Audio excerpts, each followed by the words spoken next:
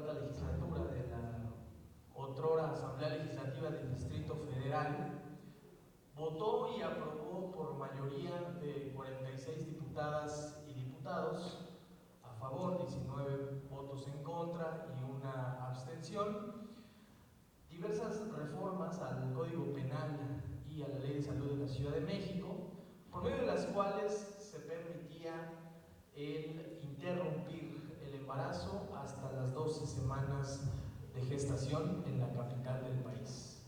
En ese entonces, la Procuraduría General de la República y la Comisión Nacional de los Derechos Humanos interpusieron sendas acciones de inconstitucionalidad, las cuales las resolvió la Suprema Corte de Justicia de la Nación en agosto del año 2008, declarando la validez y la constitucionalidad de estas reformas.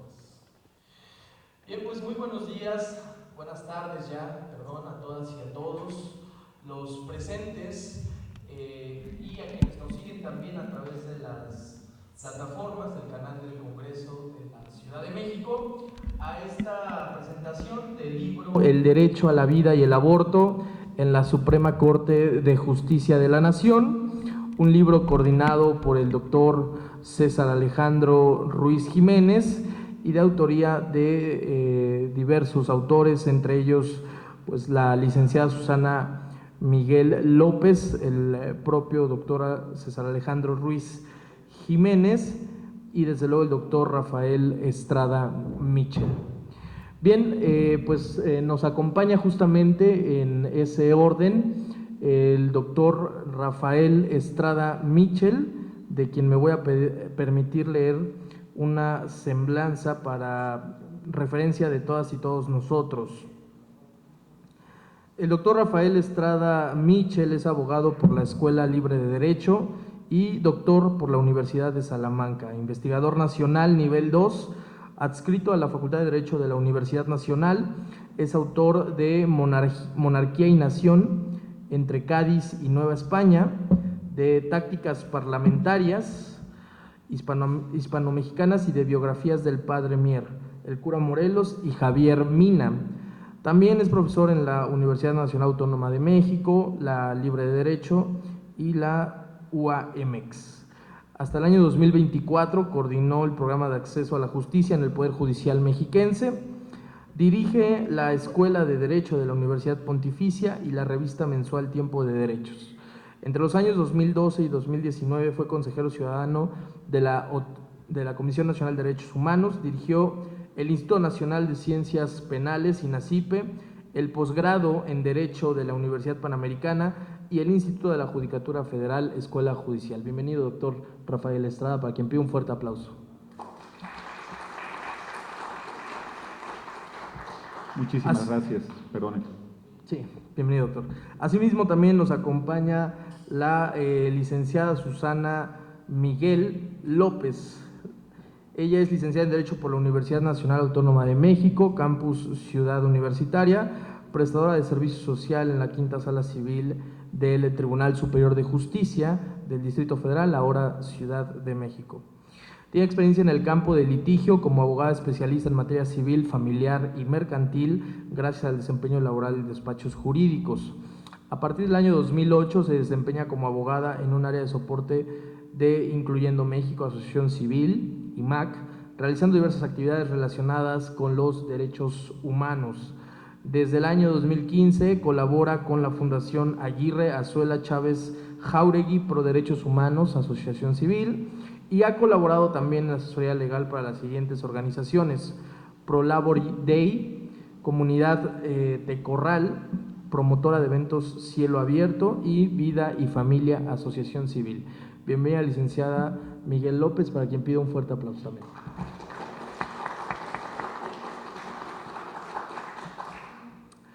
También nos acompaña el doctor César Alejandro Ruiz Jiménez, quien es licenciado en Derecho por el ITAM, maestro en Derecho por la Universidad Panamericana y la Universidad de Florida. Tiene estudios de doctorado por la Universidad de Economía y Negocios de Viena.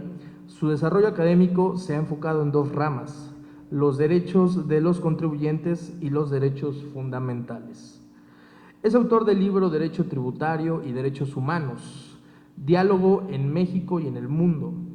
Coordinador del libro El derecho a la vida y el aborto en la Suprema Corte de Justicia de la Nación, mitos y realidades.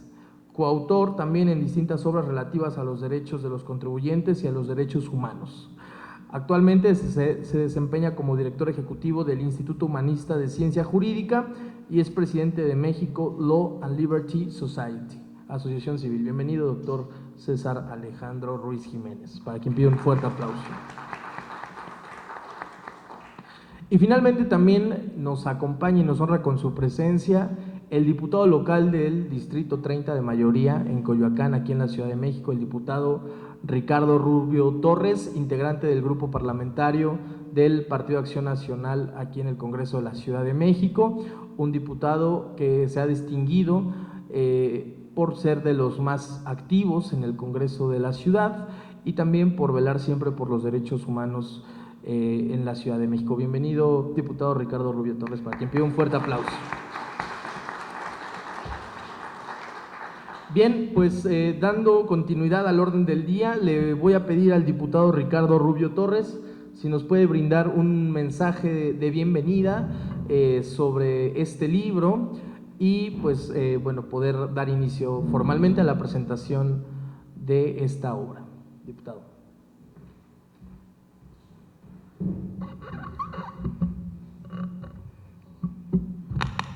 Muchas gracias, Daniel. Muchas gracias a quienes nos siguen por las distintas plataformas de este congreso. Por supuesto, saludo con mucho gusto al presidium que hoy nos acompaña aquí en la Casa de las y los Ciudadanos y, bueno, al público en general que se encuentra aquí presente. Sean bienvenidos a este Congreso de la Ciudad de México, tercera legislatura. Miren, es para mí un honor haber sido invitado pues como moderador principal de esta presentación del libro El derecho a la vida y el aborto en la Suprema Corte de Justicia de la Nación. Y es que debo señalar que esta obra aborda sin duda uno de los pilares que al partido al que pertenezco defiende a ultranza. El Partido Acción Nacional defiende el derecho a la vida desde la concepción y hasta la muerte natural como uno de sus pilares innegociables. Alguien me decía por ahí que bueno, el PAN a veces le hace falta renovarse, porque para llamar la atención, pero la respuesta siempre es clara: los principios son inmutables, nunca se van a cambiar. Desde el origen de la humanidad y hasta que se nos acabe la existencia en este mundo, al último de los seres humanos, los principios no son negociables, y uno de ellos es la vida. Nosotros creemos que, así como lo dijeron los grandes autores de la antigüedad, el Estado, Montesquieu decía, que se creaba para defender principalmente para que existieran, digamos, la defensa o el cuidado de tres grandes elementos fundamentales. Lo he venido reiterando en cada foro que tengo como estos: la vida, la libertad y la seguridad. Si cualquiera de estos tres elementos está comprometido o el Estado no garantiza en plenitud alguno de estos tres, estamos frente a un Estado fallido, o entonces quiere decir que no existe el Estado, ¿no? Entonces, digamos, el antecedente más antiguo del derecho a la vida, hablando de esto, de los derechos humanos en lo general, lo encontramos en el cilindro de Ciro, por allá del 539 a.C., en el que Ciro el Grande proclamó que todos los esclavos, podrían ser libres y elegir su propia religión tras la conquista de Babilonia. Sin embargo, estoy convencido de que esta discusión es aún, digamos, reciente, en la época del humano. Esta discusión seguramente es anterior a eso. El derecho a la vida se ha convertido en uno de los derechos fundamentales aceptados por muchos países. El 77% de las constituciones del mundo, de los 220 países que existen, incluye este derecho. En 1945, que se funda la ONU, solo el 27% de las constituciones lo contenían. Entonces hoy nos encontramos que el 77% lo establece. Seguramente seguiremos discutiendo este tema a lo largo del futuro, a lo largo de nuevos gobiernos con una pseudomodernización legislativa y falaces en reconocimiento de derechos, porque hay quienes se dicen progresistas, pero más bien son lo contrario. Miren, la tecnología, los avances de la ciencia deben de estar siempre al servicio de la humanidad y no al revés. Todo aquello que deshumanice la transhumanización, todo aquello que deshumanice así, creamos que es un avance tecnológico muy importante. Todo aquello que acabe con el humano, pues es un contrasentido. No podemos decir que estamos avanzando si hay algo que está destruyendo, en especial la vida. La tecnología, la ciencia están al servicio de los seres humanos, no al revés. Hoy se está empezando a querer confundir eso. Si me lo permiten y sin más preámbulo, me permito hacer una breve síntesis pues, de esta obra que hoy presentamos aquí, y es que la obra en cuestión se encuentra dividida en 3 partes. La primera parte pues, es el derecho a la vida, algo maravilloso que nos tiene aquí, y que retoma de manera sintética el pensamiento del exministro Sergio Salvador Aguirre Anguiano, que en paz descanse, por cierto, plasmado en resoluciones que tuvo a bien desarrollar a su paso por la Suprema Corte de Justicia de la Nación. El doctor Ramos Curi nos hace una interesante reflexión al respecto, si es que hay conflicto entre la ciencia y el derecho, mientras la embriología reconoce desde la fecundación la creación de un ser humano y el derecho cambia fácilmente de opinión. Un día protege al embrión para al día siguiente dejar de protegerlo, ¿no? Y quisiera resaltar la participación del doctor Ramos Curi, ya que es el único de los que escriben este libro que no es abogado, sino que es médico, un hombre de ciencia y experto en temas de biología molecular, por lo que sin duda tiene una visión pues mucho más, digamos, amplia para poder aportar en este libro, porque sin demeritar a quienes somos abogados, bueno, pues la participación de un médico pues fundamenta las razones establecidas más allá del derecho, ¿no? En este mismo apartado, la maestra Guadalupe Ortiz resalta la protección del derecho a la vida por parte de nuestra Carta Magna, haciéndonos ver que dicha protección no es de forma absoluta. Y por su parte, la maestra Diana Gamboa Aguirre, en su artículo acerca del nasciturus, hace evidentes los sacrificios teóricos y prácticos que conlleva la negación de la dignidad de los individuos humanos en gestación y, consecuentemente, en su carácter de personas. La segunda parte del libro se centra en el tema del aborto. Aquí la licenciada Paulina Hernández nos hace una interesante recapitulación desde el México prehispánico hasta la última clasificación de los abortos en la legislación nacional. La licenciada Joana Yadira Guadarrama Reynoso aborda el tema del derecho a la salud y los abortos no deseados y resalta también la importancia de la solidaridad entre las mujeres a fin de exigir justicia y mejores condiciones de salud, así como un trato digno y humano. El licenciado César Alejandro Ruiz Jiménez, desde su visión de defensor de los derechos humanos, nos hace ver que el pleno derecho a decidir, en lo que llama él una vorágine de derechos, quizás no sea ni tan plena ni tan libre. Al mismo tiempo señala con maestría los pendientes que tiene el Estado mexicano para proteger el verdadero derecho a decidir de las mujeres. Y en la tercera y última parte de este libro, titulada El derecho a la vida y el aborto voluntario, la licenciada Susana Miguel López nos refiere el aumento gradual de la protección constitucional del nasciturus y los límites de un aborto voluntario. Nos muestra una visión con la que coincidimos plenamente: la protección del ser humano desde la concepción, sin que deba tomarse en cuenta otros factores como el desarrollo del concebido o la capacidad del organismo.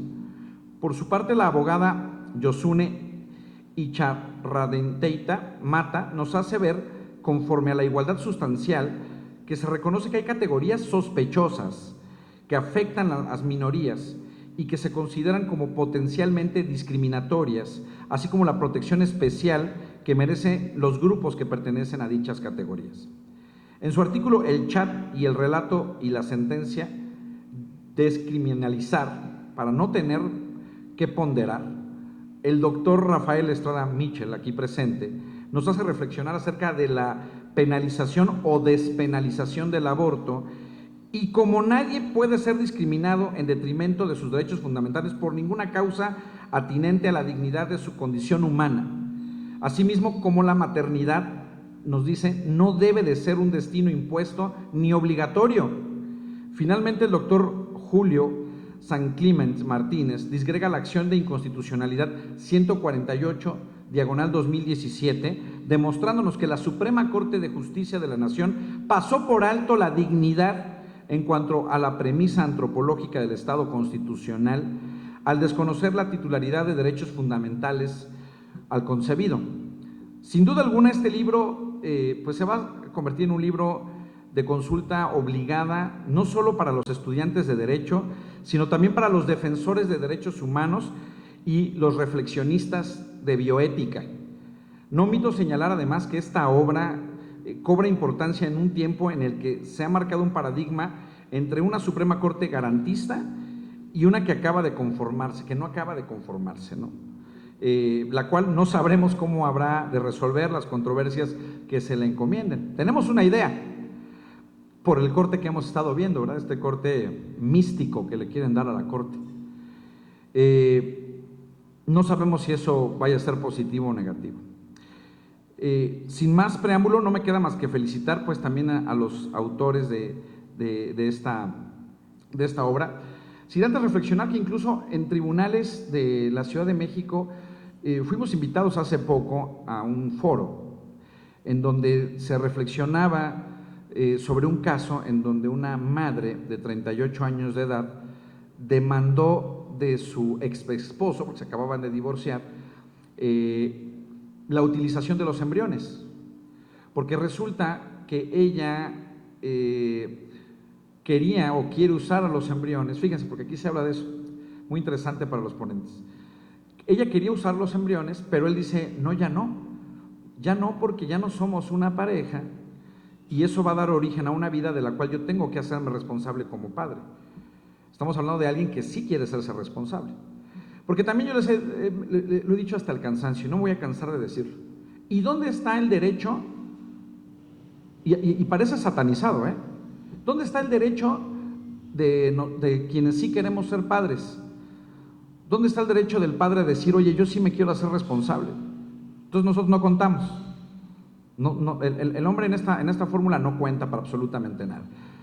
Pero si una mujer dice, yo quiero tener un hijo, no pasa nada, está muy bien, puede tener el hijo cuando quiera o lo puede abortar. Pero si un padre dice, oye, no lo abortes, yo me hago responsable de todo, no existe ese derecho. Y bueno, el solo hecho de decirlo es motivo de cosificación. Yo no sé si me van a crucificar por estarlo diciendo en este foro, y no me importa, porque ya es tiempo de que se empiece a hablar de eso, ¿no? Como también yo no creo en las cuotas de género, yo creo en el gobierno de las y los más capaces. No importa si es mujer o hombre, deben de gobernar las personas más capaces, quienes estén mejor preparadas y preparados para ocupar las posiciones de gobierno, y no nada más en el gobierno, en la iniciativa pública y en la iniciativa privada. Esa es la ley de la naturaleza, esa es la ley humana, la ley natural. ¿Quién sobrevive en la naturaleza? Sobrevive en la naturaleza la o el más capaz, la o el más fuerte. Y alguien diría, ¿pero qué vamos a hacer con los más desprotegidos, los más débiles? Bueno, habrá que cuidarlos a través del derecho, a través de las instituciones, porque somos seres, animales racionales. No obstante, porque somos animales racionales, podemos vislumbrar los derechos, ¿no?, del padre, y no ponernos por encima del de la madre o del bebé, simple y sencillamente reflexionar sobre ese derecho. Fíjense, este caso que les cuento de la disputa de los embriones. Hoy los embriones tienen una suspensión provisional, no se pueden descongelar, hasta en tanto la Corte no resuelva, porque este asunto se fue a la Corte, hasta en tanto la Corte no resuelva qué va a pasar. Les voy a pasar los datos después, ahorita voy a buscarlos de cuál es el asunto, pero está muy interesante para saber en qué va a acabar, porque lo que el padre alega es, oye, es que ya no somos pareja y el hecho de que tú tengas a un bebé, yo no podía permanecer como que no pasa nada.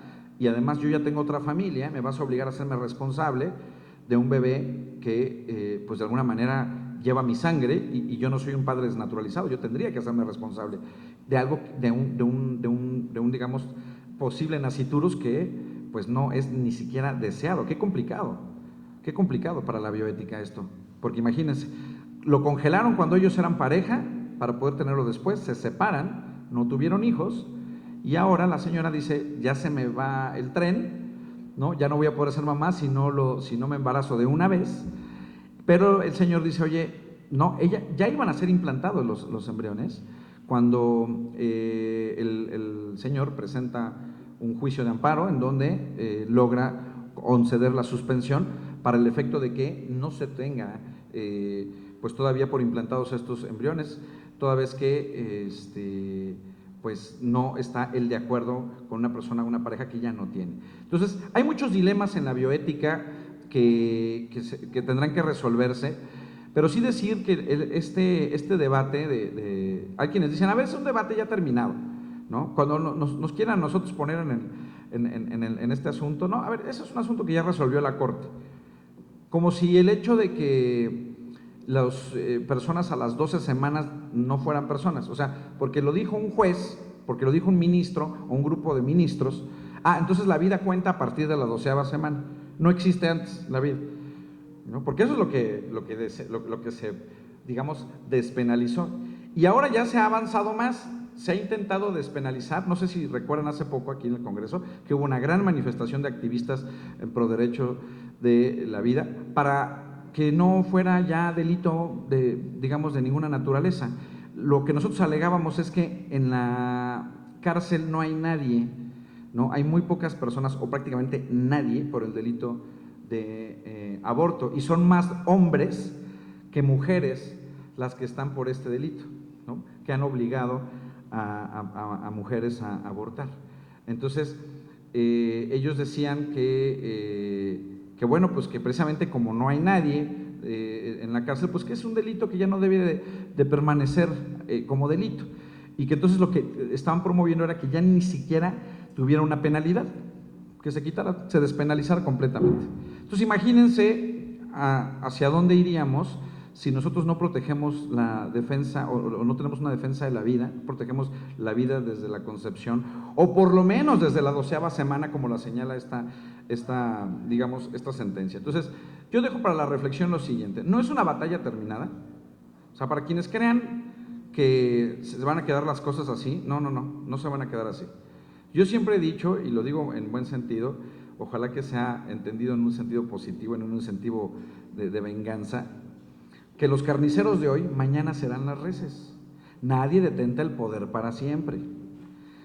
Quienes hoy gobiernan y tratan de implementar una filosofía de gobierno, creen que es la única filosofía que debe de prevalecer porque el pueblo les eligió. Pero la verdad es que si ustedes revisan las estadísticas, quienes hoy gobiernan fueron electos con el 54% de los votos, pero tienen una sobrerepresentación en las cámaras del más del 78%. Entonces la visión no es esa. Y miren, nosotros en el PAN tenemos una encuesta reciente en donde, digamos, ¿por quién votarías en la ciudad? Está el 47% para ellos y el 46% para nosotros. Es una ciudad completamente dividida, pero no tienen la mayoría. Y hay mucha gente que piensa como los que estamos aquí en este foro.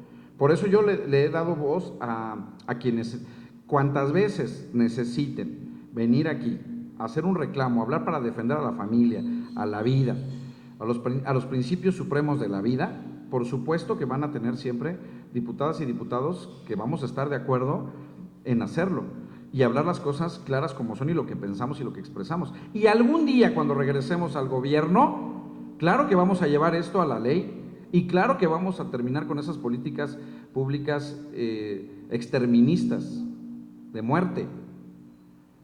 Ninguna política pública, ningún dinero público debiera ser utilizado para la muerte de nadie. Bueno, ¿dónde está el juramento hipocrático de los médicos que juraron defender la vida? Entonces, nosotros no podemos, más que a través de este tipo de reflexiones, seguir empujando. Y aunque seamos pocos hoy, aparentemente, el día de mañana estamos seguros que vamos a triunfar, porque el pensamiento humano además es cíclico. Quienes conocen de antropología saben que el pensamiento humano es cíclico. Y hoy estamos metidos en esta vorágine de, como lo decía el doctor César, pues de derechos, pero la realidad es que no es más que una moda progresista, insulsa, que poco a poco la gente se empieza a dejar de comprar, porque esto de prohibido prohibir, la realidad, adelante diputada por favor, esto de prohibido prohibir, lo único que ha causado es desorden en la sociedad y más muerte. Hoy que tenemos, y con esto termino, hoy que tenemos en este país, lo que tenemos en este país es un país entregado al narcotráfico, tenemos gobernantes completamente así, impune y abiertamente entregados al narcotráfico. Quienes gobiernan son los narcos, por un lado. Y por otro lado, tenemos este tipo de políticas, digamos, exterministas, que no han dejado que otras filosofías de gobierno u otras filosofías partidarias puedan permear. Nosotros, debo decirles, hemos logrado en el grupo parlamentario de Acción Nacional tenido grandes avances. Miren, por ejemplo, logramos que se reconociera el derecho a la vida de los bebés en la ley del bebé seguro, ¿no? Hay una ley del bebé seguro y por ahí, como no leen estos, pues la legislatura pasada logramos meter por ahí el derecho a la vida del bebé no seguro y ni cuenta se dieron. Y ahí está el derecho. Entonces ya les generamos una antinomia, ¿verdad? Pero existe el derecho. Bueno, existe en la Constitución, pero bueno, ellos lo interpreten como quieren.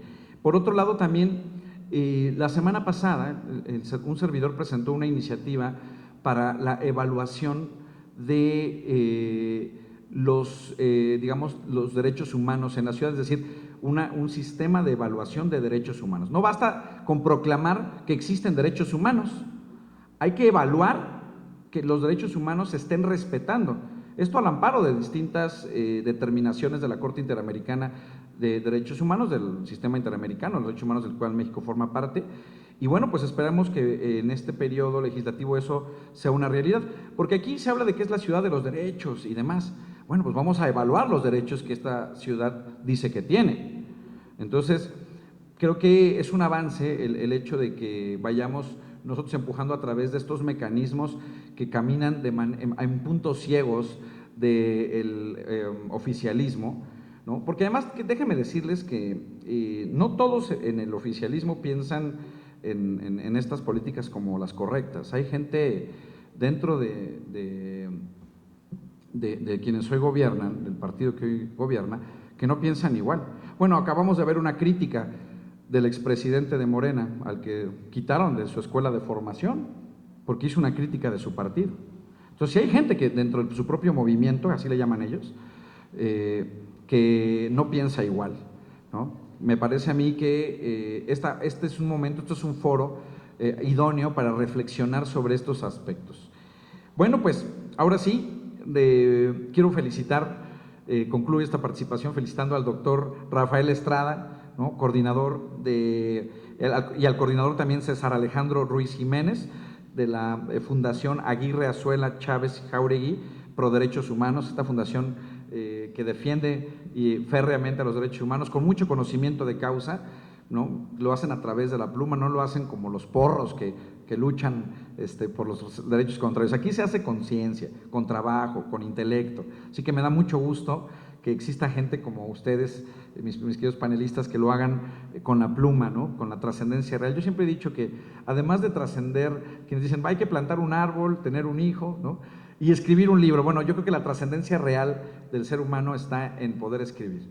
Por eso también hacer una reflexión aquí sobre la posibilidad de que todas las personas escribamos algo, un paper, lo que sea, no tiene que ser un libro, ¿verdad? Pero para poder dejar nuestro pensamiento para cuando seamos llamados de nuevo a la casa del Padre.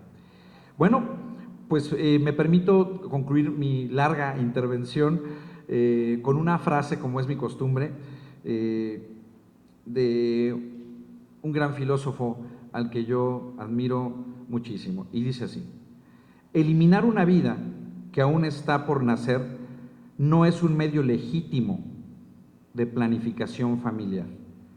El primer derecho de la mujer o el hombre es el derecho a la vida, y hemos de defender este derecho y este valor.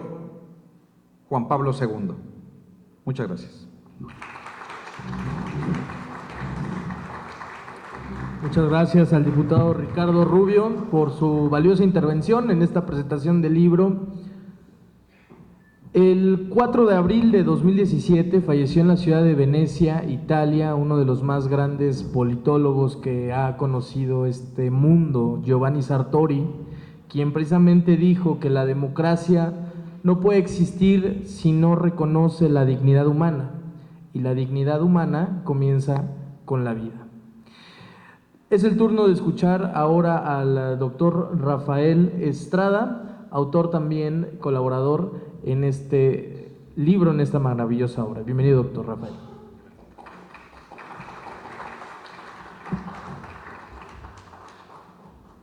Pues muchísimas gracias. Es un honor hablar después de mi querido y admirado amigo, el diputado Ricardo Rubio. Muchas gracias por sus palabras. A la diputada América Rangel, un abrazo con todo mi reconocimiento. Y bueno, yo quiero felicitar a César Ruiz como coordinador de la obra, a Susana Miguel como coautora de un espléndido capítulo. Muchas gracias a nuestro moderador por su generosa presentación de un servidor, y por supuesto gracias a todas y a todos ustedes que están aquí presentes en un tema importantísimo que se deja siempre de lado porque, como muy bien dijo el diputado, pareciera que ya ha sido resuelto por la Corte. Y lo que este libro creo que prueba con mucha claridad es que la Corte no ha resuelto prácticamente nada, en parte por sus deficiencias técnicas. Me refiero a la anterior integración de la Corte, por supuesto, a la que resolvió la acción de inconstitucionalidad que aquí nos convoca, pero en parte también porque no quiso entrarle al toro por los cuernos. La resolución, como otras muchas en esta materia, pues son de estas resoluciones que pretenden torear para los tendidos, quedar bien y poco gastados. No sé cuántos refranes podríamos decir más para ponerle un poquito de sabiduría popular a estas resoluciones que no tienen literalmente ni pies ni cabeza desde el punto de vista de la dogmática jurídico-constitucional. Y como muy bien dijo nuestro legislador, pues los principios se llaman así porque están al principio, ¿verdad? Y si quitas los principios, como diría un arquitecto, si le quitas los cimientos a un edificio, pues evidentemente se cae. Al principio del reconocimiento de la dignidad humana está evidentemente la posibilidad de que exista condición humana. Y de esto va este libro. Yo tenía preparado un resumen, pero la verdad es que Ricardo ha hecho un resumen mucho mejor de lo que yo hubiera podido. Así es que pues ni modo, voy a tener que referirme preponderantemente a mi trabajo aquí incluido, pero no solamente a él. También haré algunas acotaciones respecto de lo que compañeras y compañeros manifiestan en este análisis, yo diría muy puntual, pero a la vez muy profundo y además de dogmática jurídica con la neutralidad que exige el caso desde el punto de vista del análisis científico, pero también desde el punto de vista del análisis humanístico, sin tomar un partido excesivo ni con calificativos estridentes que son los que luego impiden y nos impiden estar y participar en las discusiones, pero sí señalando con mucha claridad y con mucho valor lo que hay en la sentencia de la acción de inconstitucionalidad 148/2017. Por cierto, diputado, se refería usted a lo que puede ocurrir con la nueva integración del ya no tan máximo Tribunal de la Nación. Y digo ya no tan máximo porque va a tener encima un Supremo Tribunal de Disciplina que va a ser capaz de llevar a nuestras ministras y a nuestros ministros a un enjuiciamiento político. Entonces, lo de Supremo, vamos poniéndolo ya entre comillas, etcétera. Pero para continuar con las imprudencias, pues mire, sabe usted que varias de quienes han resultado electas, entre comillas, ministras y ministros de la Suprema Corte, participaron en muchos procedimientos para la despenalización, como se dice incorrectamente, de la conducta abortiva. ¿Esto qué implicaría en buen castellano, en castellano jurídico? Pues que se van a tener que excusar, ¿no? Quienes promovieron acciones para la despenalización o bien para la protección de la vida, que aquí procesalmente iríamos por los mismos casos, no hay nadie que yo sepa que lo haya hecho, pero en el caso de que lo hayan hecho, tendrían que excusarse de conocimiento de cualquier acción que eventualmente llegue hasta nuestro ya no tan máximo Tribunal Supremo de la República. Y si ese es el caso, pues podría darse la situación de que en una materia tan delicada tuviéramos que acudir a enjuiciamientos ad hoc, que no están previstos por nuestro orden constitucional, a jueces ad hoc, para que veamos cómo pues desmontar un poder de la Unión no son enchiladas, ni mucho menos, ¿no? Tienes que fijarte en las consecuencias que ello puede tener en el ámbito procesal, en el ámbito orgánico y después en el ámbito de la resolución de los temas limítrofes en materia de derechos humanos. Así como nos preocupamos mucho por la materia fiscal, nos preocupamos mucho por la materia administrativa, nos preocupamos mucho por las obras públicas, deberíamos preocuparnos por los temas de derechos humanos y por elegir, nuevamente entre comillas, a quienes pudieran resolverlos sin necesidad de estar promoviendo ni recusaciones ni excusas para este tipo de juzgadores. En fin, parece ser pues que la mala técnica dogmático-penal no solo puede predicarse de esta resolución de la acción de inconstitucionalidad 148/2017, sino que en general, por desgracia, ha acompañado y a lo que se ve seguirá acompañando las decisiones de nuestros tribunales. ¿Y por qué digo que hay una mala técnica en el proyecto del entonces ministro Luis María Aguilar y después en lo que resolvió la mayoría en la Corte? Primero, porque se ha hablado mucho de la despenalización o de la descriminalización de la conducta abortiva, como podríamos hablar también de la eutanasia, de una serie de conductas que supuestamente se descriminalizan. Esto, bueno, en parte debe ser achacada a la pésima formación jurídica que por desgracia estamos dando en las facultades de Derecho de nuestro país, no de ahora, sino de hace 10, 15, 20 años, pero también a esa mirada que obsesivamente pretende posarse sobre lo que resuelven los tribunales de los Estados Unidos y en general de la tradición anglosajona. Cuando se habla de despenalización o de descriminalización se está utilizando un anglicismo espantoso, pero más allá de que, como todo anglicismo es espantoso, también resulta sumamente inútil para resolver la cuestión jurídica que se plantea. En la tradición romano, canónico, germánica, de derecho codificado, del civil law, como dicen en los Estados Unidos, lo correcto sería hablar, lo serio, sería hablar de destipificación.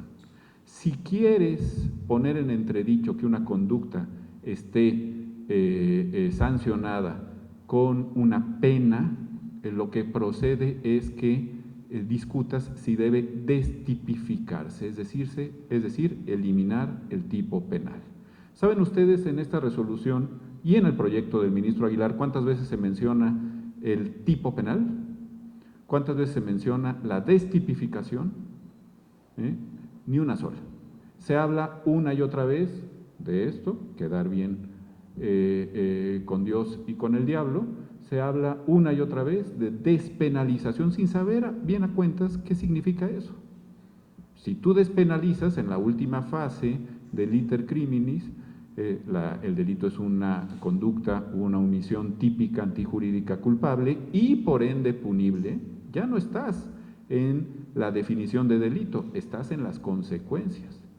Puede ser que lo que haya querido decir la Corte es que en determinadas circunstancias no va a haber una sanción de carácter penal a la conducta abortiva, pero no lo dijo con esa claridad.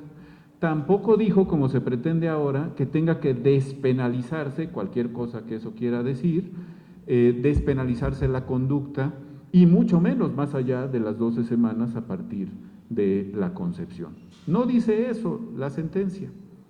De veras que de buena fe he tratado de leerla, por cierto haciendo unos corajes terribles, pero esa es otra historia, varias veces, ¿no? Y nunca dice eso.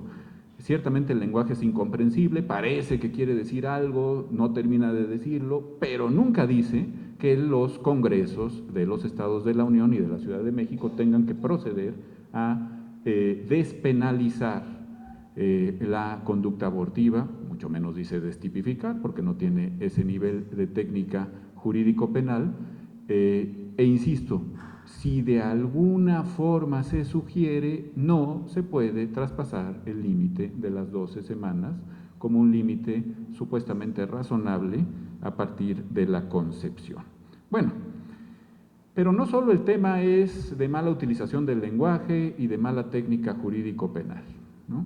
La verdad es que en esta, como en otras sentencias, y desde luego como lo que muchas veces se hace en sede legislativa e incluso en sede ejecutiva de normalización, las famosas NOMS, lo que encontramos es también una mala técnica de ponderación. Esto de la ponderación es de estas mamarrachadas con que los profesores de Derecho aburrimos a nuestros alumnos, porque de algo hay que hablarles, ¿no?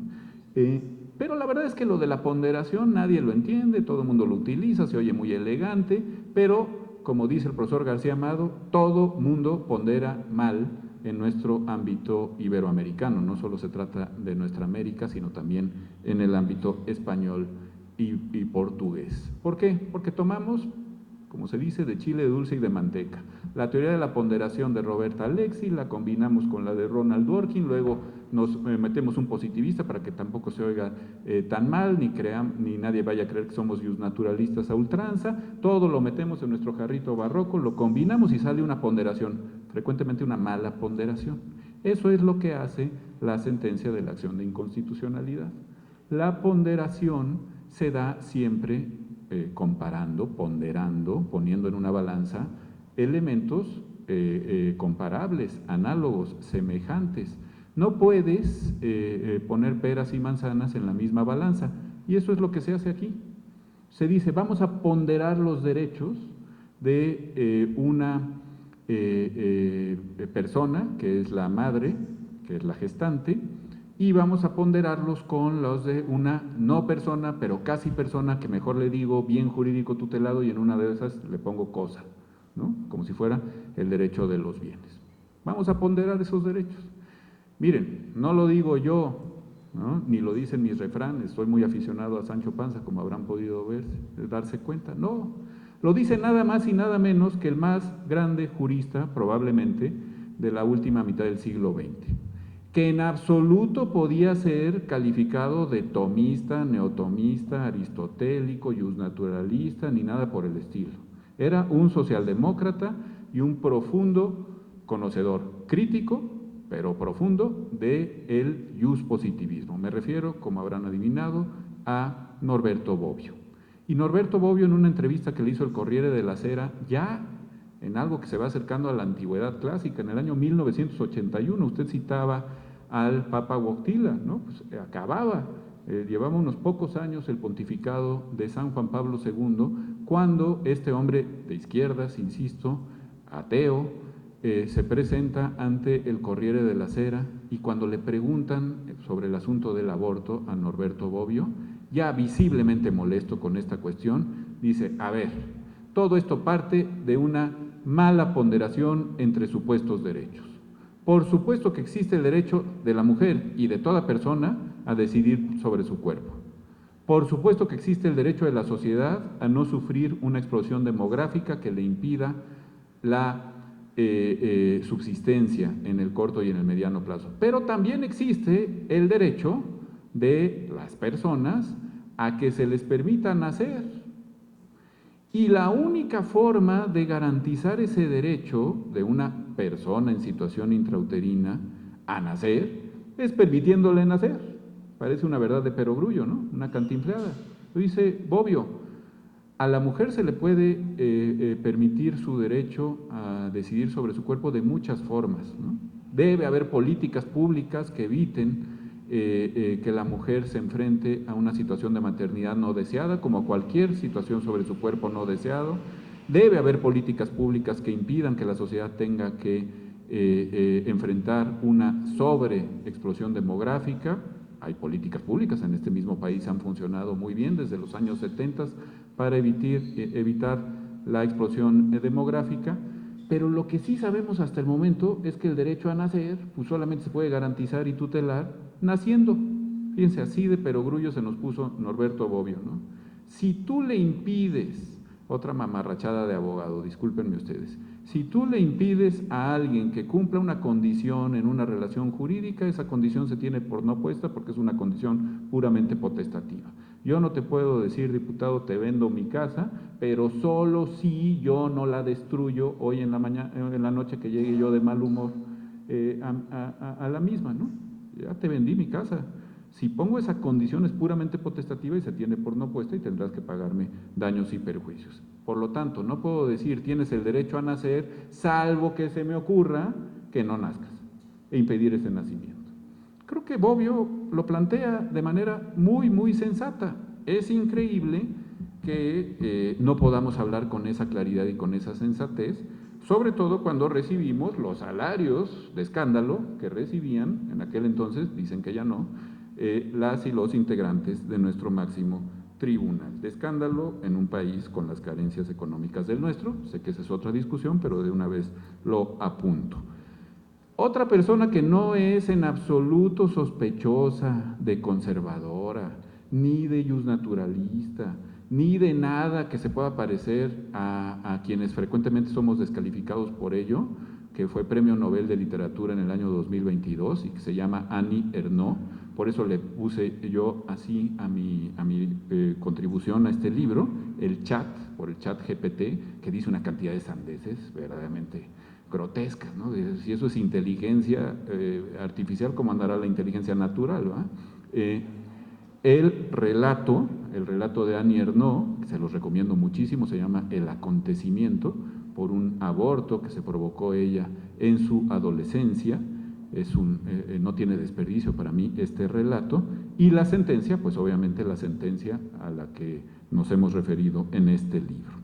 Bueno, Annie Ernaux en El acontecimiento tiene frases que, insisto, no tienen desperdicio alguno. Fíjense nada más esto que sugiero como epígrafe a mi trabajo.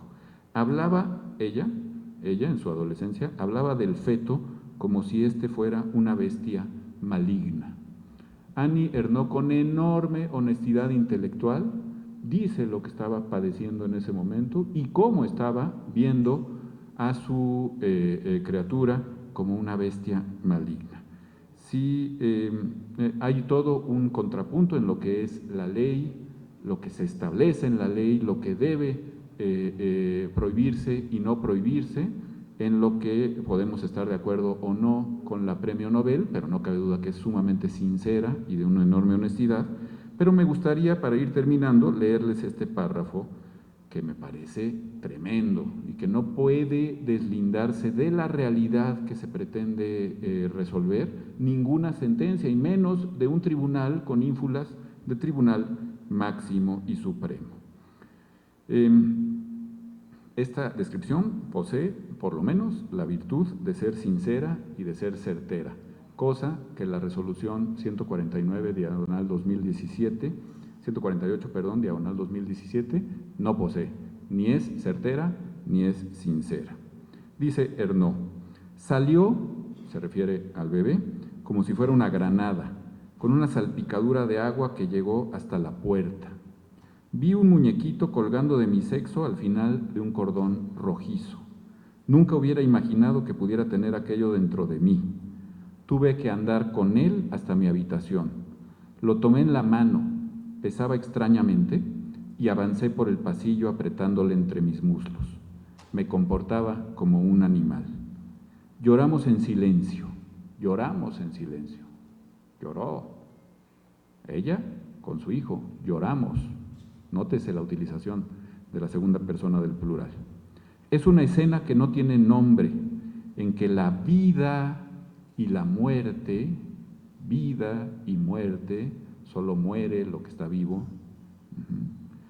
se dan la mano. Es una escena de sacrificio, dice Annie Ernaux. ¿Por qué no hablar con esa claridad? ¿Por qué meternos con anglicismos que no resuelven la situación? ¿Por qué tratar de quedar bien con todo mundo? ¿Por qué mandar a las legislaturas de los estados epístolas en donde se afirma que se tiene que proceder a cumplir con lo que la Suprema Corte dice X, Y o Z legislador que resolvió? ¿Por qué no apelar a la claridad? Tengo mis hipótesis. Porque cuando las cosas están claras aquí, están claras aquí, y están claras aquí, y están claras aquí.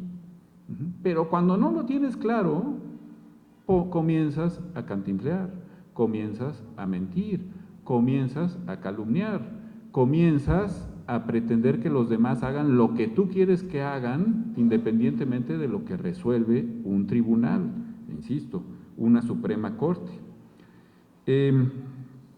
Yosune Inchaurrandieta, que participa en este libro, se refiere a la situación intrauterina como una categoría sospechosa. ¿Qué significa esto, diputados? Significa que, en términos del quinto párrafo del artículo 1 constitucional, aunque no se diga, se abre la puerta de la dignidad humana para proteger a una persona que todavía se encuentra dentro del útero de su madre. Voy a tratar de explicar.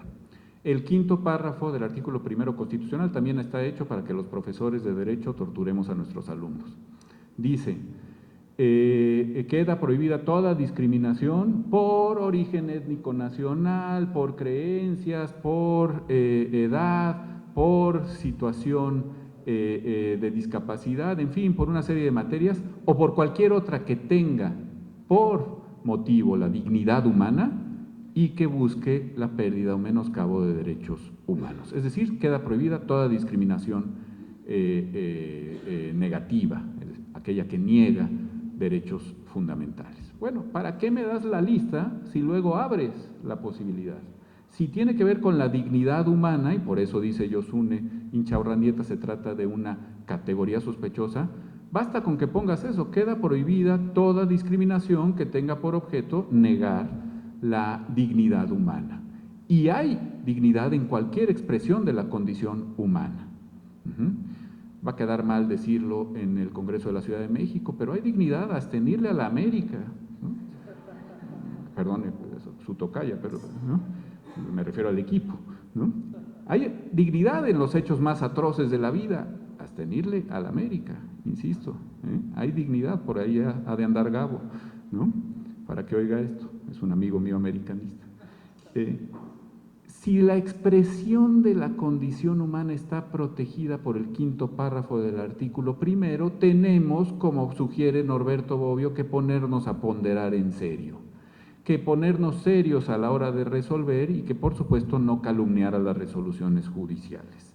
En conclusión, nada obliga hoy a los congresos de los estados a destipificar la conducta abortiva voluntaria. Lo que se diga al respecto es una imprecisión, cuando no una calumnia, contra una incomprensible, pero finalmente existente resolución de la entonces Suprema Corte de Justicia de la Nación.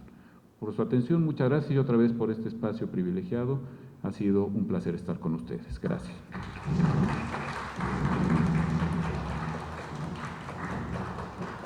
Agradecemos tremendamente la participación del doctor Rafael Estrada por esta,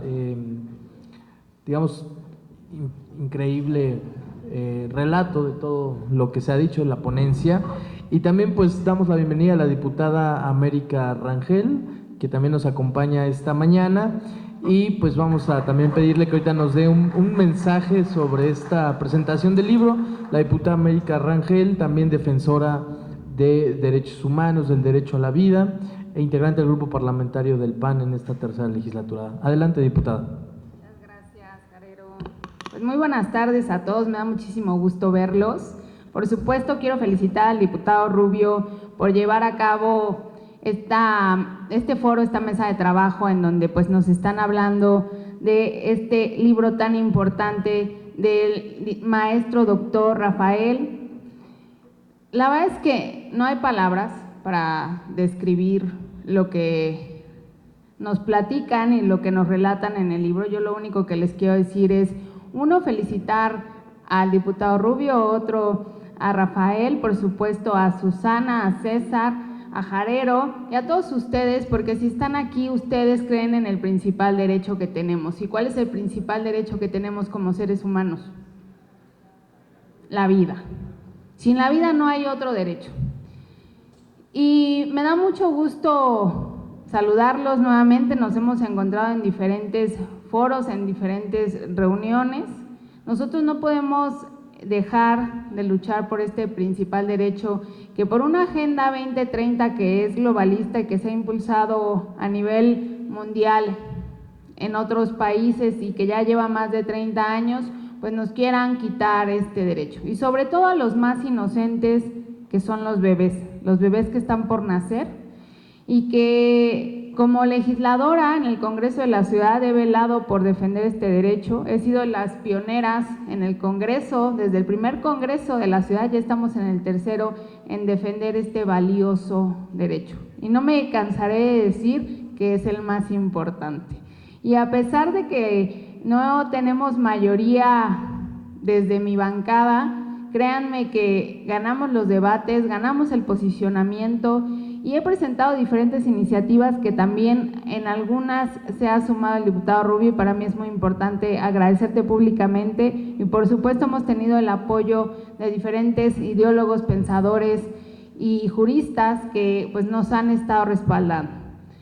Este derecho lo plasmamos en dos iniciativas, uno como la iniciativa del derecho del no nacido, en donde se habla justo de los bebés que están por nacer y todos los derechos que tienen, que aunque una parte ya está en la Constitución, es necesario que esté muy claro en una iniciativa de ley, sobre todo protegiendo los derechos de los más inocentes que tienen un día, 2 días, ¿no? Porque para mí no es un cúmulo de células, para mí es un bebé desde la concepción y desde que está implantado en su madre. Entonces, la otra iniciativa que es parte también de los derechos de los bebés, de los niños y de la familia, de nosotros como seres humanos, como institución, es la iniciativa de la institución de la familia, del Instituto de la Familia. También se presentó esta parada, pero es de las cosas que no solo de dicho, sino de hecho estamos haciendo como legisladores y que para mí es un orgullo poder representar pues esta agenda tan olvidada, ¿no? Pero tan importante como es este derecho. Y yo quiero felicitar nuevamente a Rafa por el libro que a mí me hizo bien obsequiarlo la semana pasada, que nos lo trajo al Congreso de la Ciudad. Yo voy a la mitad, Rafa, no lo he terminado de leer, pero ahorita con lo que expuso el diputado Rubio y con lo que tú expusiste, bueno, me queda más claro. Ahora que lo termine, pues te voy a buscar, ¿no? Para comentarlo. Por supuesto, quienes puedan pues leerlo y lo puedan tener en su biblioteca, valdría muchísimo la pena. También ya lo tienes ahí, ya ves. He de reconocer, hasta doble, he de reconocer que el único congreso que no aprobó la mal llamada despenalización, como bien lo comenta Rafa, es Guanajuato. Y Guanajuato ha sido pionero de gobiernos panistas, gobiernos humanistas, y que no ha cedido ante esta agenda abortista, esta Agenda 2030, que lo único que quiere es acabar con lo más importante que tenemos. La vida, la libertad, porque ahora ya no podemos ni siquiera expresarnos a gusto, ¿no? Hay un gobernador en Puebla que prefiere que hable el perro a que hablen los poblanos.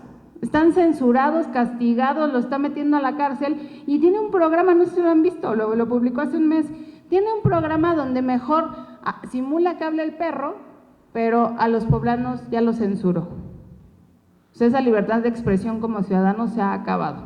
Y hay muchos otros gobernantes del partido oficial en Campeche, ¿no? Lo vemos con la que era la alcaldesa de Álvaro Obregón y que se fue a gobernar Campeche, o a malgobernar, que también censuró a uno de los periodistas. Y ¿dónde está la libertad de expresión? Entonces, el segundo derecho más importante, y para mí sí es fundamental decirlo, es la libertad, y tenemos como mexicanos que luchar para defender la vida, la libertad, y la otra, que en este Congreso nos ha pasado también, ¿verdad?, la propiedad privada.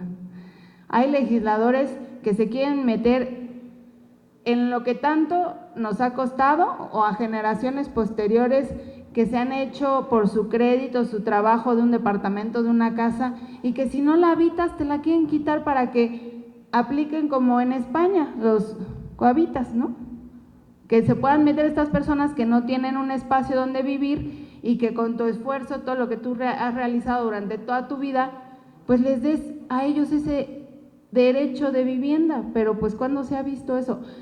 Eso es lo que está haciendo el actual gobierno. Tenemos que ponernos listos, vivos, y seguir defendiendo estos derechos fundamentales. Rafa, me lo llevo. Diputado Rubio, siempre es uno de los mejores legisladores que tenemos en el Congreso de la Ciudad.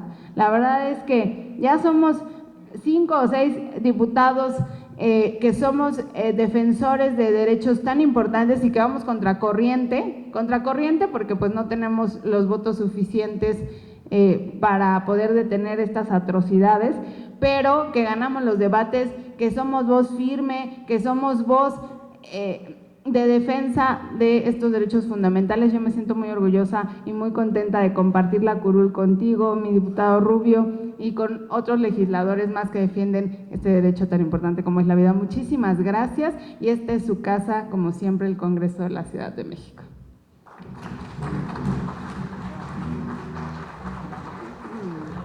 Muchísimas gracias a la diputada América Rangel. Toca el turno de escuchar a la licenciada Susana Miguel López, también, que nos va a hablar acerca de su colaboración en esta obra.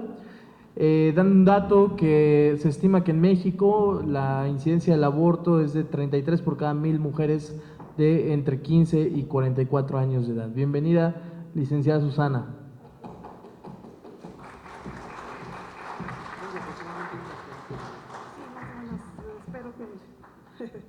¿Qué tal? Buenas tardes, buenas tardes.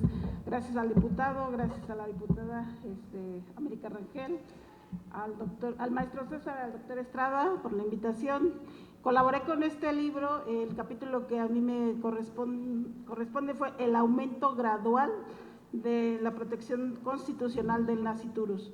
Básicamente se analiza la sentencia, la 148/2017, en la que actualmente está el criterio que impera, ¿no?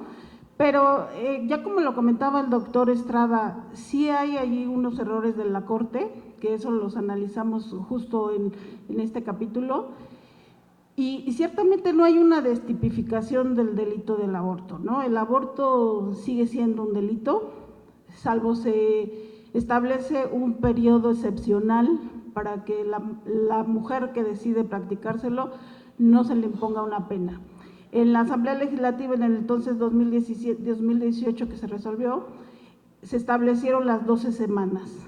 La Corte en ese entonces consideró que era correcto ese periodo de 12 semanas. Actualmente, en la 148/2017 establece otro criterio, ¿no? No establece un periodo como tal, no señala en qué periodo sería el adecuado, salvo que dice que se debe de practicar en un periodo breve, razonable, cercano al inicio de la concepción. Y este periodo, bueno, lo deja a libertad de los legisladores. Si alguna legislatura tiene la obligación de legislar, ya sea porque así se lo dictó la Corte o el propio legislador quisiera hacerlo, tendría que acatar este criterio, ¿no? O sea, un periodo breve, razonable, cercano al inicio de la concepción. lo que esto nos lleva a contradecir que las 12 semanas ya sea totalmente establecidas, ¿no? Se puede cambiar, como lo vimos, Guanajuato no lo hizo, por ejemplo, tiene una propuesta, está todavía en la Corte, de 6 semanas, dar un periodo de 6 semanas para la práctica, para el aborto. Entonces, en este capítulo también analizo la parte en la que la Corte desprotege totalmente al nasciturus, ¿no? Porque le quita su humanidad, lo desprotege, le quita su humanidad y la dignidad no se la reconoce desde el inicio de la concepción, porque tal parece que se la reconoce después de ese periodo que establece. ¿Por qué? Porque lo clasifica como un bien constitucionalmente protegido. Y el concebido no es un bien, no es una cosa. En las definiciones del derecho civil, ahí establecemos qué es un bien, qué es una cosa, bien mueble, bien inmueble. Ahí está definido a qué sí le podemos llamar una cosa, un bien. Pero el concebido es un ser humano desde el inicio de su concepción y por lo tanto tiene la intrínseca dignidad por ser parte de la humanidad, ya, con eso tiene dignidad, ¿no? Gracias también al principio de universalidad, no lo podemos dejar fuera de la familia humana. Desde el inicio de la concepción hablamos de un ser humano dotado de dignidad. Y la Corte, pues tal parece que es ajeno a estas reflexiones porque no le concede la humanidad desde el momento de la concepción. Tal es así que ella continúa que sí existe un periodo que debe de ser breve, razonable, cercano al inicio de la concepción. Y justo es lo que ya lo decía el doctor Estrada también, ¿no? No puede ser que el derecho del concebido solamente puede ser satisfecho dejándolo nacer, así como lo decía el doctor Estrada, también palabras del filósofo Norberto Bobbio es lo que señalaba. Y, a ver, bueno, también tenemos, la Corte no analiza los criterios internacionales, ¿no? La Convención Americana de Derechos Humanos claramente dice que persona es todo ser humano. Entonces, nosotros hablamos que el concebido es un ser humano y por lo tanto persona, y es titular de derechos. También mencionaba aportaciones en la ciencia como las del doctor Ramos Curi. El doctor Ramos Curi también desde la 3ª semana ya nos habla de la corteza cerebral. A la 6ª semana ya se formaron todas las… A ver, aquí lo tengo para que les dé un dato más exacto.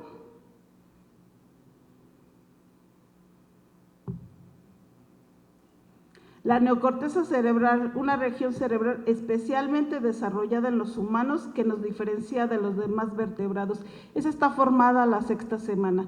Entonces, permitir que se lleve a cabo un aborto en un periodo más lejano, después breve, debería de ser un periodo cortito, cercano a la concepción, pues debe de ser muy pegadito a ese momento. Porque permitir que se extienda este periodo pues implica que el concebido ya tenga todas las estructuras nerviosas formadas, o sea, ya puedes experimentar dolor, placer.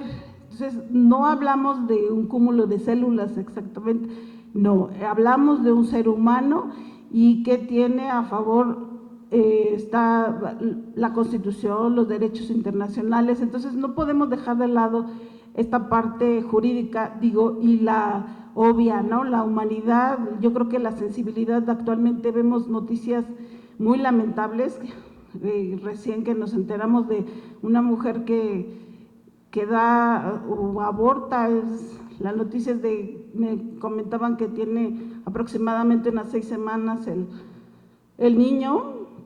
Entonces dices, es increíble que tenga la facilidad para dejarlo así sobre la vía pública y entonces, ¿en qué nos estamos convirtiendo? No tenemos ningún respeto para esa vida, para ese ser humano, para esa persona.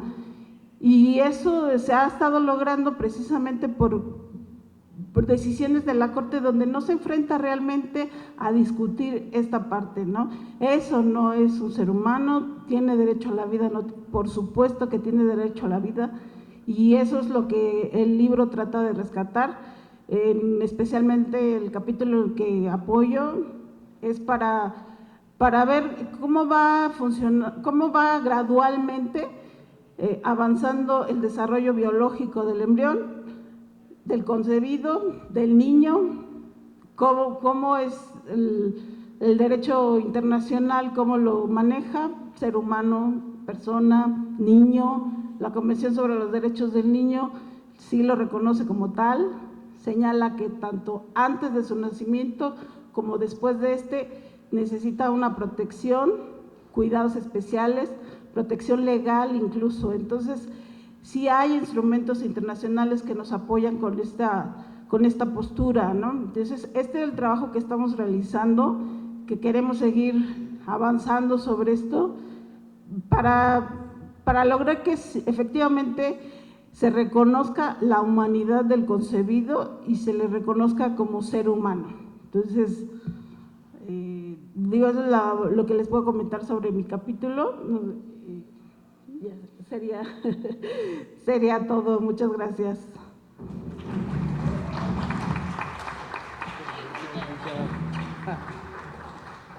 Agradecemos la presencia y la participación de la licenciada Susana Miguel López. Bueno, pues hablando de este libro, no puedo perder la oportunidad de pensar en mi bebé de 13 meses, a quien le mando un saludo desde casa, Hugo Martínez. Pues para cerrar con broche de oro, vamos a darle la palabra al doctor César Alejandro Ruiz Jiménez, coordinador de esta magnífica obra, quien nos va a dar parte de las conclusiones de esta presentación. Bienvenido, doctor.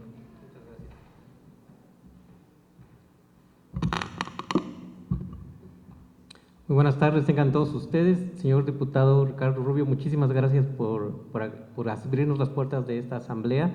Muchísimas gracias por abrir el foro a un tema tan importante como es la defensa de la vida. Señora diputada América Rangel, muchísimas gracias también por acompañarnos y por defender ambos con contundencia un derecho que es, como bien dicen ustedes dos, el más importante que tenemos los seres humanos, y por hacerlo con esa fuerza que se necesita para poder ocupar un espacio en el discurso público. Desafortunadamente existen grupos que promueven ideologías que hablan con demasiada fuerza, que si nosotros no hacemos lo propio, difícilmente nos vamos a poder subir a la discusión que es tan necesaria tener. Entonces, muchísimas gracias a ambos por este espacio. Muchísimas gracias a mis colegas, a la licenciada Susana Miguel López y al doctor Rafael Estrada Michel, no solo por estar aquí también y defender un tema que sin duda genera ciertos temores a veces por miedo al linchamiento o escarnio público malentendido, pero además por darnos la oportunidad de plasmar sus ideas, de darnos tiempo de hacerlo por escrito y poder tener la oportunidad no solo de poderlos escuchar y reflexionar al respecto, sino de leerlos después con mayor calma y detalle. Entonces, muchísimas gracias a ambos y gracias por estar aquí con nosotros. Yo les voy a contar algo un poco más general, ya que brillantemente todos ellos han hablado de cosas muy puntuales de que aborda el libro. Yo lo que les voy a hablar primero es por qué existe esta obra. Existe una discusión semipermanente sobre el tema del aborto y existen posturas que son pro muerte, existen posturas que son pro vida, pero muchas veces el discurso está empapado de cuestiones éticas, de cuestiones morales, de cuestiones religiosas, que no permiten hacer un análisis jurídico serio y objetivo. Entonces, escuchando todo este tipo de reflexiones, nosotros pensamos como Fundación Jurídica que lo más importante que podríamos hacer nosotros es tener un compromiso con el derecho y hacer un ejercicio honesto sobre, enfocándonos estrictamente en lo jurídico, cuál es la solución más adecuada para resolver el conflicto del aborto. Porque es un conflicto, quieran o no, es un tema que genera conflicto para la persona que lo sufre, el concebido principalmente, como para la madre, y como bien lo dijo el señor diputado también, el padre. También es momento de que hablemos del padre. Entonces, nosotros nos dimos a la tarea de hacer un análisis jurídico al respecto. ¿Y por qué creíamos que era más urgente? Porque desafortunadamente con la infame decisión de la Suprema Corte 148/2017, que ya les expresaron muy bien porque es infame, no es un sensacionalismo, algunos diputados, sin escrúpulos diría yo, empezaron, diputadas y secretarias de Estado, a ir a los estados a divulgar mentiras, a señalar. La Suprema Corte ya despenalizó, como bien dijo el doctor Estrada, con una completa falta de técnica, ya despenalizó el aborto, tu estado tienes que despenalizarlo también. Entonces dijimos, al no haber un espacio para el análisis jurídico serio, lo que sucede es que ciertas personas se aprovechan de este obscurantismo y acuden a los estados a querer sorprender con algo que no resolvió la Suprema Corte. Entonces decidimos, tenemos que hacer una obra que toque dos temas: ¿qué sí resolvió la Suprema Corte? ¿Qué no resolvió la Suprema Corte? ¿Y en qué está mal? ¿En qué se apartó del derecho, que es su obligación? Entonces, para eso, pues tenemos que, llegamos a un par de conclusiones, ¿no? La primera, como bien dice el doctor Estrada Michel, la Suprema Corte no destipificó la conducta del aborto. Incluso en esta Ciudad de México sigue siendo un delito después de un periodo de excepción, y sigue siendo un delito en el resto del país. No hay un solo lugar en el que no lo sea, y me atrevería a decir incluso en el resto del mundo. Y diría, ¿por qué es importante que siga siendo un delito? No tiene que ver con la eficacia de la norma, porque como también nos dijo bien el señor diputado, mujeres que han abortado no se encuentran en la cárcel. La última vez que se levantó una estadística al respecto no llegaban ni a 5 personas por situaciones muy específicas, no por haber acabado con la vida del niño. Pero ¿por qué sí es importante entonces que siga siendo una conducta típica, antijurídica y culpable? Pues porque si no lo es, deshumanizamos al ser humano que está en el vientre de su madre. Trivializamos acabar con su vida.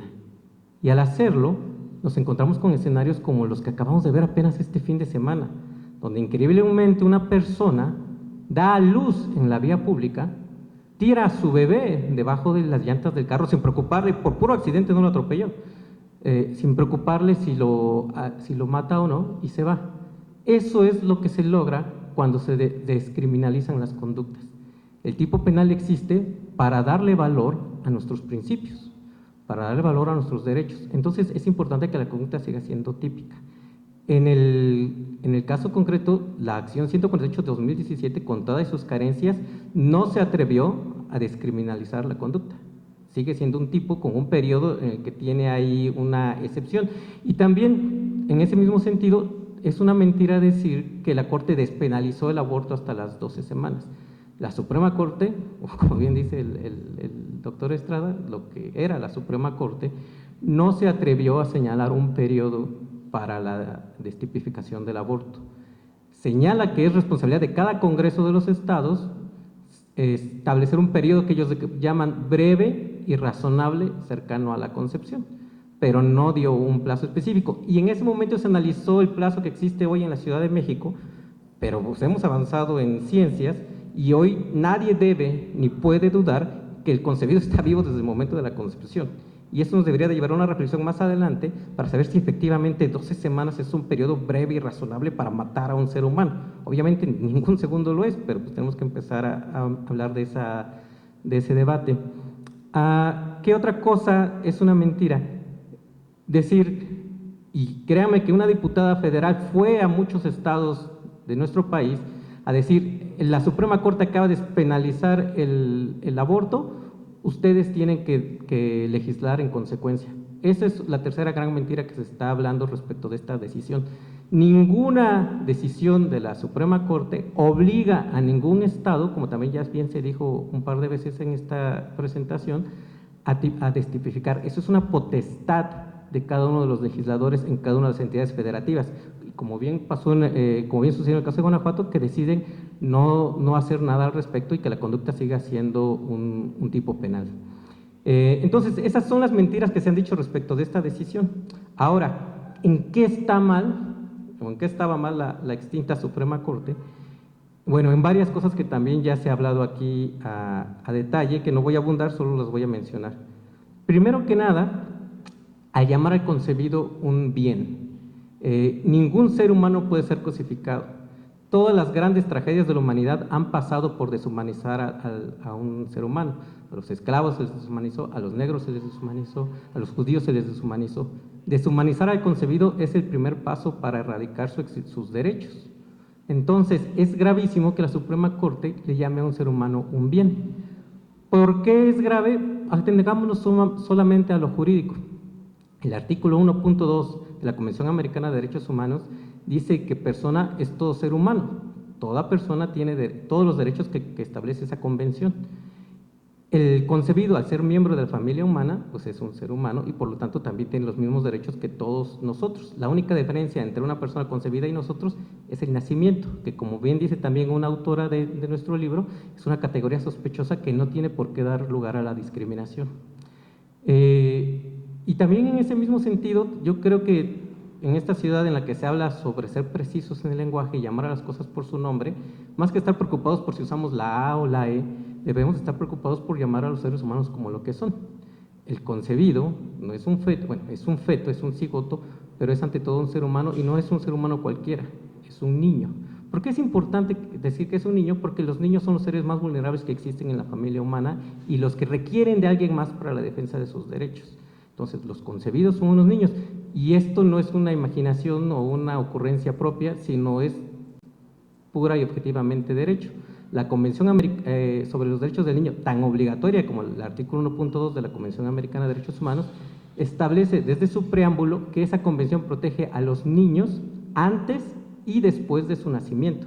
El nacimiento no nos da la condición de ser humano, el nacimiento no nos da la condición de persona, el nacimiento no les da condición de niño. De acuerdo al artículo 2 de la misma convención, niño es todo ser humano menor de 18 años, como es el caso del concebido. Entonces, empecemos a llamarle las cosas por su nombre también. Es más difícil para las personas que promueven una ideología o una agenda de la muerte decir que es válido matar a un ser humano, decir que es válido matar a un niño. Comencemos a llamarles por su nombre y entonces sí veremos si sus ejercicios de ponderación los llevan a la conclusión de que es válido matarlo porque simple y sencillamente no se le quiere tener. Y en ese mismo sentido también, señor diputado, yo sí le agradecería mucho ver el criterio que nos está mencionando, porque sucedió algo muy similar en Estados Unidos. En Estados Unidos, unas personas habían congelado unos embriones y los tenían pues en un congelador, y por desgracia, una persona irrumpe en el laboratorio de manera ilegal, obviamente, con el objetivo de robarse los embriones de muchas personas que había ahí, pero al hacerlo tropieza y se cae uno de los congeladores y se rompen los frasquitos donde estaban los embriones congelados, muriendo al instante. Pues una pareja demanda por la vía civil a esta persona y el estado de Arizona termina condenándolo civilmente por la muerte de un ser humano. Para llegar a esta conclusión, el estado de Arizona dijo que la vida humana comienza en el momento de la fecundación y que esos embriones, aun cuando, dice, el hecho de que no estén en el vientre de su madre no les priva de su condición o su naturaleza humana, siguen siendo unos seres humanos y como tal murieron a causa del accionar de esta persona, por lo tanto es responsable civilmente de esta muerte. Con ello se les concede clara y objetivamente el carácter de ser humano y de la protección de sus derechos fundamentales. Entonces llamémosle a las cosas como son unos niños. Ahora, igual nada más para abundar un poquito más sobre el famoso derecho a decidir. Este es el mayor problema que tiene la sentencia de la Suprema Corte, porque agarra el artículo 4 constitucional que habla sobre el derecho para decidir el número y espaciamiento de nuestros hijos, y que es un derecho que cubre a hombres y mujeres, y por alguna maroma, porque no llegan ni siquiera a tener un silogismo o un razonamiento propio, lo convierte en un derecho a decidir que según ellos implica que una mujer puede matar a un bebé una vez que éste ha sido concebido. Es un salto cuántico al que le faltan los argumentos que deben de llevar el silogismo que necesita para llegar a esa conclusión. Entonces, realmente no es más que una ideología con una conclusión premeditada a la que se le da un supuesto razonamiento. Para llegar a esa conclusión, para llegar a la conclusión de que existe un derecho a decidir, entonces la Suprema Corte usa usa tres falacias. La primera, como ya se les decía, que el niño es un bien, no un ser humano. La segunda, que existe un derecho a decidir, que está basado en el artículo 4 constitucional y que es propio solamente de las mujeres, no de los hombres. Y por eso llega a la conclusión de que existe un conflicto de derechos y que en ese conflicto de derechos lo más sano que hay que hacer es, primero, donde un periodo breve razonable cercano a la concepción prima ese invento, ese llamado derecho a decidir, y una vez que pasa ese periodo breve y razonable, entonces prima el derecho del bien a tener vida.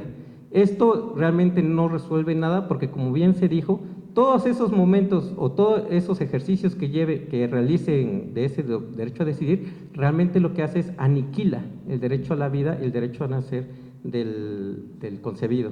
Entonces, pues bueno, estamos ante una falacia pues que es importante y es oportuno pues hacer un análisis jurídico más serio al respecto. Cierro con un tema. Por ahí a veces dicen, no, es que es mi cuerpo, es mi decisión, es una decisión personal. Ese es un mito que también tenemos que erradicar. Ninguna mujer, me atrevería a decir, bueno, ninguna es un atrevimiento, me atrevería a decir que la mayoría de las mujeres que abortan no lo hacen sintiéndose empoderadas ni como un ejercicio de la libertad. Es a esas personas a las que hay que acercarnos, a las personas que ya abortaron, y cuando lo hagan, los invito a que lo hagan, se van a dar cuenta de una cosa: ninguna, bueno, al menos de las que yo he hablado, y entonces digo, la mayoría de las mujeres que abortan no cometen ese acto en ejercicio de su libertad. La mayoría lo hacen por presiones laborales, por presiones personales, por presiones familiares, por presiones económicas. Y un Estado que ve como un triunfo en la promulgación del aborto, no solo no es un Estado feminista, no es un Estado que protege a las mujeres, es un Estado que está perpetuando el abuso hacia ellas. Quieren realmente ser un Estado que apoya a las mujeres, y en eso es extraordinario que la Asamblea de la Ciudad de México nos abra las puertas. Hay otras formas de hacerlo. Quieren fortalecer la libertad de las mujeres, ayuden a las madres trabajadoras, ayuden a las madres solteras, ayuden a que las madres puedan terminar la escuela a pesar de que tengan un hijo, ayuden a que centros laborales tengan espacios para la maternidad. De esa forma entonces sí van a poder ayudar a la mujer al ejercicio de su libertad. Por mi parte es todo. De nuevo, muchísimas gracias por esta invitación.